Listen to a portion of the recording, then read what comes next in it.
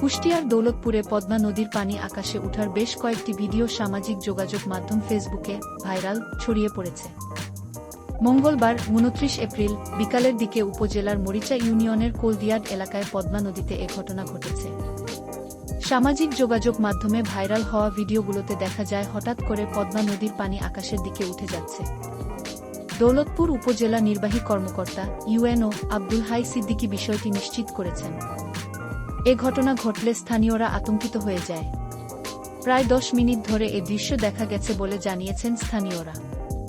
তারা বলেন, বিকালের দিকে হঠাৎ করে পদ্মা নদীর পানি আকাশে উঠে যায়। এতে আমরা ভয় পাই। স্থানীয়রা মোবাইল দিয়ে সেই ঘটনার ভিডিও করেছে।